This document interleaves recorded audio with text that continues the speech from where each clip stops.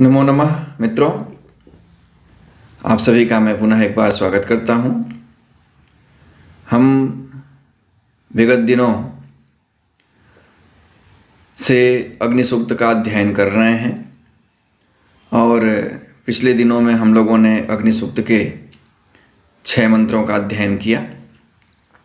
आज शेष मंत्रों का हम लोग अध्ययन करेंगे। अग्नि सूक्त हम लोग पढ़ रहे हैं। एक बात मैं आप लोगों से बता दूं कि अग्नि जो देवता हैं उनके अग्नि नाम पड़ने का क्या रहस्य है, अर्थात उस देवता को अग्नि क्यों कहा जाता है। इस संबंध में आचार्य यास्क ने अग्नि की निरुक्ति की है, अग्नि की व्युत्पत्ति बताई है। यह हमें जान लेना चाहिए। परीक्षाओं में अनेक बार अग्नि की व्युत्पत्ति के संबंध में पूछा जाता है। तो महर्षि यास्क कहते हैं, अग्नि ही कस्मात्। उत्तर देते हैं, अग्रणीर्भवति अग्रम यज्ञेषु प्रणीयते अंगम नयति सन्नम मानः। और साथ ही एक स्थौलाष्ठीवी ऋषि हैं, उनका भी मत देते हैं, अक्नोपनो भवतीति स्थौलाष्ठीवी न क्नोपयति न स्नेहयति। फिर से एक बार देखते हैं, अग्रणीर्भवति अग्रम यज्ञेषु प्रणीयते अंगम नयति सन्नं मानः और अक्नोपनः भवति। ये 4 व्युत्पत्तियाँ यहाँ पर बताई गई हैं। अग्नि नाम पड़ने का क्या कारण है? तो महर्षि यास्क कहते हैं कि वह अग्रणी होता है, सभी देवताओं में प्रथम होता है, सभी देवताओं का अगुआ होता है, इसलिए उसे हम अग्नि कहते हैं। अथवा दूसरा कारण है, अग्रम यज्ञेषु प्रणीयते। वह यज्ञ में सर्वप्रथम स्थापित किया जाता है, यज्ञ में सबसे आगे आगे रहता है, इसलिए वह अग्नि है। अथवा अंगम नयति सन्नम मानः। अग्नि में जो भी वस्तु प्रदान की जाती है, डाली जाती है, वह सबको अपना अंग बना लेता है, अपना हिस्सा बना लेता है, अपने में अंतर्भूत कर लेता है, इसलिए उसे अग्नि कहा जाता है। स्थौलाष्ठीवी आचार्य का मत है कि वह अक्नोपन होता है। अक्नोपन का मतलब होता है अस्नेहन, विरुक्षीकरण। वह सबको सुखा देता है, रूखा कर देता है, इसलिए उसे अग्नि कहा जाता है। तो अग्नि नाम का यह रहस्य है। इसकी व्युत्पत्ति कई बार पूछी जाती है, तो आप जरूर ध्यान रखें कि अग्नि देवता की व्युत्पत्ति क्या है, अर्थात उनका अग्नि नाम क्यों पड़ा है। अब आइए हम मंत्रों का अध्ययन कर लेते हैं। तो 7वां मंत्र, सर्वप्रथम मंत्र पाठ है। उपत्वाग्ने दिवे दिवे दोषावस्तर्धिया वयम नमो भरंत एमसि। पुनः एक बार देखते हैं, उपत्वाग्ने दिवे दिवे दोषावस्तर्धिया वयम नमो भरंत एमसि।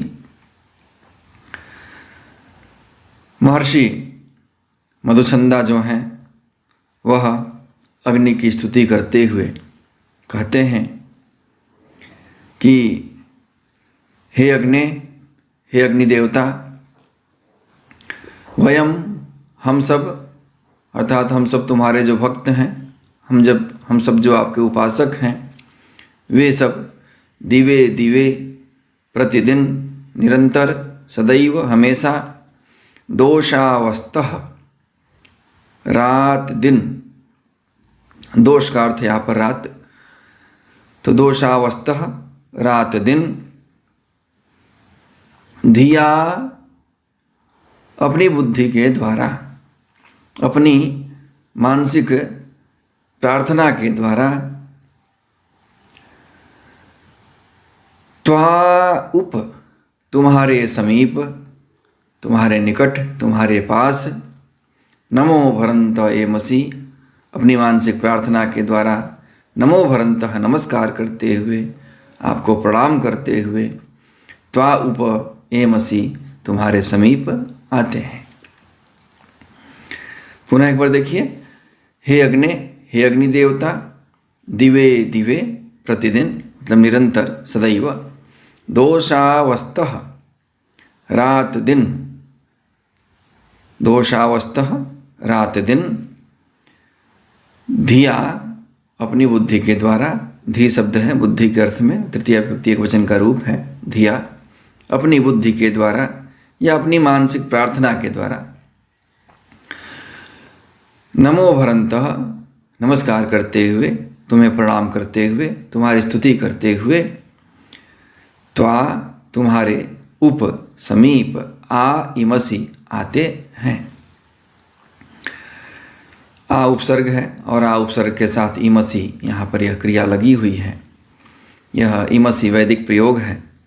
ई धातु के साथ उत्तम पुरुष बहुवचन का रूप है। इमह भी बनता है और इमसी भी बनता है। यहाँ पर इमसी यह रूप बना हुआ है। तो अग्नि की स्तुति इस प्रकार से की गई है। आइए अन्वय के साथ भी हम इसका अर्थ देख लेते हैं। हे अग्ने, वयम दिवे दिवे दोषावस्तः धिया नमः भरन्तः त्वा उप आ इमसि। हे अग्निदेवता, वयम हम सभी, हम उपासक, हम आपके भक्त, दिवे दिवे प्रतिदिन, दोषावस्तः दिन रात, धिया अपनी बुद्धि द्वारा, नमः भरन्तः तुम्हें प्रणाम करते हुए, त्वा उप आ इमसि तुम्हारे समीप आते हैं, तुम्हारे निकट आ रहे हैं। तो आगे चलते हैं, अगला मंत्र देखते हैं। राजन्त मध्वराणां गोपामृतस्य दीदिविं वर्धमानं स्वेदमे। राजन्त मध्वराणां गोपामृतस्य दीदिविं वर्धमानं स्वेदमे। मधुचंदा ऋषि इस मंत्र में अग्नि की पुनः कुछ विशिष्टताओं का निरूपण करते हुए उनके निकट आने की प्रार्थना करते हैं, उनके छत्र छाया में रहने की प्रार्थना करते हैं। कहते हैं कि राजंतम, सुशोभित होते हुए, दे दीप्यमान होते हुए, चमकते हुए, जब अग्नि यज्ञशाला में प्रज्वलित होता है तो उसकी लपटें खूब दे दीप्यमान होती हैं, खूब चमकती हैं, उसके लिए प्रयुक्त है। तो राजंतम, दे दीप्यमान, अत्यंत प्रकाशित होने वाले, चमकने वाले, अध्वराणाम गोपाम, ये सब अग्नि के विशेषण हैं। अध्वराणाम गोपाम, अध्वरों के अर्थात यज्ञों के, कैसे यज्ञ? तो राक्षस आदि के द्वारा हिंसा से रहित जो यज्ञ हैं, ऐसे यज्ञों के, गोपाम जो रक्षक हैं ऐसे। और ऋतस्य दीदिविम, ऋत के अर्थात सत्य के, सत्य नियमों के जो पौनः पुण्य द्योतक हैं, प्रकाशक हैं, जो बार बार सत्य का निरूपण करते हैं। तो ऋतस्य दीदिविम, जो ऋत के प्रकाशक हैं, जो सत्य के प्रकाशक हैं, अर्थात जो कर्म का फल है, जो यज्ञ का फल है, वह अवश्य ही प्राप्त होगा, इसके जो द्योतक हैं। ऐसे स्वेदमे वर्धमानम, और अपने दमे मतलब गृह में, अग्नि का गृह क्या है? तो यज्ञशाला।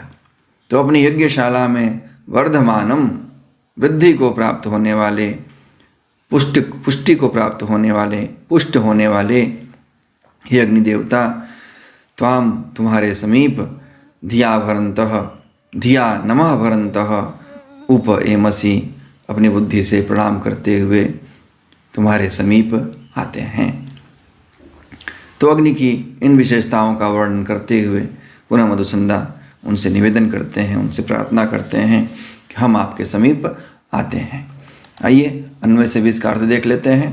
राजंतम प्रकाशित होने वाले, दे दीप्यमान चमकते हुए, अध्वराणाम गोपाम हिंसा रहित यज्ञों के रक्षक, ऋतस्य दीदिविम ऋत के सत्य के प्रकाशक, सत्य के द्योतक, स्वेद में वर्धमानम अपने गृह यज्ञशाला में वृद्धि को प्राप्त होने वाले, हे अग्निदेवता त्वा उप आ इमसी, हम तुम्हारे समीप आते हैं, हम तुम्हारे सानिध्य में आते हैं, हम तुम्हारे छत्र छाया में आते हैं।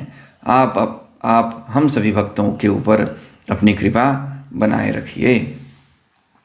तो ये सब अग्नि के विशेषण के रूप में यहाँ पर सारे पदों का प्रयोग किया गया है। आगे चलते हैं और अग्नि सूक्त का यह जो अंतिम मंत्र है उसका हम देखते हैं। मंत्र पाठ सर्वप्रथम। स नः पीतेव सूनवेग्ने सुपायनो भव सचस्वा नः स्वस्तये। पुनः एक बार देखते हैं। स नः पीतेव सूनवेग्ने सुपायनो भव सचस्वा नः स्वस्तये। अग्नि से बड़ी ही महत्वपूर्ण प्रार्थना यहाँ पर मधुचंदा कर रहे हैं और बड़ी आत्मीयता उनके साथ यहाँ पर जोड़ना चाह रहे हैं। कहते हैं कि जिस तरह से पिता अपने पुत्र के लिए सुगम होता है, पिता अपने पुत्र के कल्याण के लिए हमेशा उसके साथ रहता है, निरंतर अपने पुत्र के उन्नति के बारे में वह चिंतन करता है, वैसे ही हे अग्निदेवता आप भी हमारे लिए सुगम होइए और हमारा कल्याण करने के लिए हमारे साथ रहिए। तो कह रहे हैं मधुचंदा ऋषि कि हे अग्निदेवता, सह वह आप न हमारे साथ पीतेव सूनवे पिता की तरह पुत्र के लिए, या सूनवे पितेव पुत्र के लिए, पितेव पिता की भांति। यहाँ सूनु शब्द है और सूनु शब्द का चतुर्थी एक वचन का रूप है सूनवे। तो पुत्र के लिए पिता इव पिता की भांति, सुपायनो भव सरलता से प्राप्त होने वाले हो जाइए, सरलता से उपलब्ध होने वाले हो जाइए। जिस तरह से पुत्र के लिए पिता सुगम होता है, पिता के पास पहुंचने के लिए पुत्र को किसी की अनुमति की आवश्यकता नहीं होती है, वैसे ही हमारे लिए भी आप सुगम हो जाइए। हम आपके पास जब चाहें तब आपकी कृपा प्राप्त कर सकें, आपके पास आ सकें। सचस्वा नः स्वस्तये, और नः स्वस्तये सचस्वा, स्वस्तये कल्याण के लिए, हमारी उन्नति के लिए, हमारी समृद्धि के लिए। सचस्वा नः सचस्वा, हमारे साथ रहिए, हमारे साथ साथ बने रहिए। आइए अन्वय से हम इसका अर्थ देख लेते हैं। हे अग्निदेवता, सह वह तुम आप सूनवे पुत्र के लिए, पिता इव पिता की भांति, न हमारे लिए सुपायन सरलता से प्राप्त होने वाले हो जाइए। यहाँ पर सु उपसर्ग है और सु उपसर्ग के साथ उप भी उपसर्ग है, इण धातु से युच प्रत्यय किया गया है। आचार्य रसायन इसका अर्थ लिखते हैं शोभन प्राप्ति युक्त, माने सुखपूर्वक प्राप्त हो जाए। भव प्राप्त हो, सरलता से हमारे लिए उपलब्ध होने वाले हो जाओ। भव भू धातु लोट लकार मध्यम पुरुष एक वचन का रूप है। स्वस्तये नः सचस्व, स्वस्थय कल्याण के लिए। स्वस्ति शब्द का चतुर्थी एक वचन का रूप है स्वस्तये। यद्यपि स्वस्ति शब्द जो है वह अव्ययवाची शब्द है, फलस्वरूप इसका रूप नहीं चलता है लौकिक संस्कृत में, लेकिन वेद में अव्यय शब्दों के भी अर्थ चलते हैं। तो स्वस्ति इस शब्द का चतुर्थी एक वचन का रूप है स्वस्तये, न कल्याण के लिए, न हमारे, सचस्व साथ रहो। सच धातु है और सच धातु का डोड लकार मध्यम पुरुष एक वचन का यह रूप है। छंद पूरा करने के लिए सचस्वा यहाँ पर आ गया है मंत्र में। तो हे अग्नि देवता, वह तुम सूनवे पुत्र के लिए पिता एव पिता की भांति न हमारे लिए सुपाय न भव, सुगमता से प्राप्त होने वाले हो जाओ। स्वस्थये नः सचस्व, और हमारे कल्याण के लिए निरंतर हमारे साथ बने रहो, अर्थात आपकी छत्र छाया हमारे ऊपर, आपका वरद हस्त हमारे ऊपर हमेशा बना रहे, जिससे हम कल्याण को प्राप्त हो सकें। तो यह अंतिम मंत्र था और इसके साथ ही अग्नि सूक्त का सभी मंत्रों का अध्ययन यहाँ पर पूर्ण होता है। एक बार पुनः मैं आप लोगों को बता दूं कि इस पूरे सूक्त में गायत्री छंद का प्रयोग किया गया है। गायत्री छंद 8 अक्षरों वाला एक छंद है और इसमें 3 चरण होते हैं, कुल मिलकर के 24 अक्षर हो जाते हैं। कभी कभी ऐसा होता है कि अगर एक अक्षर कम हो जाए छंद में किसी चरण में, या 2 अक्षर कम हो जाए, और कभी कभी ऐसा भी हो सकता है कि एक अक्षर अधिक हो जाए या कभी 2 अक्षर अधिक हो जाए। तो उसके लिए भी ऋषियों ने, आचार्यों ने नियम बना रखा है कि अगर किसी वैदिक छंद में एक अक्षर की कमी हो जाए तो उसे हम निश्चित छंद कहते हैं। अगर गायत्री छंद है और उसमें एक अक्षर की कमी हो रही है तो उसे हम निश्चित गायत्री कहेंगे, और अगर एक अक्षर की अधिकता हो रही है तो उसे हम भूरिक गायत्री कहते हैं। वैसे ही अगर 2 अक्षर की कमी हो जाए, न्यूनता हो जाए, तो उसे हम स्वराट गायत्री कहेंगे, और 2 अक्षर की अधिकता हो जाए तो उसे हम विराट गायत्री कहेंगे। तो यह छंदों के यह नियम है। तो यह गायत्री छंद है, आप हमेशा ध्यान रखें। हमें आशा है कि आपको यह व्याख्यान आपके लिए लाभदायक होगा और आप इससे लाभ उठा पाएंगे। अगर किसी भी प्रकार की आपको कोई जिज्ञासा हो तो आप निश्चित रूप से हमें कमेंट करके पूछिए। हम आपकी सहायता करने के लिए सदैव उपलब्ध रहेंगे। धन्यवाद। नमस्कार।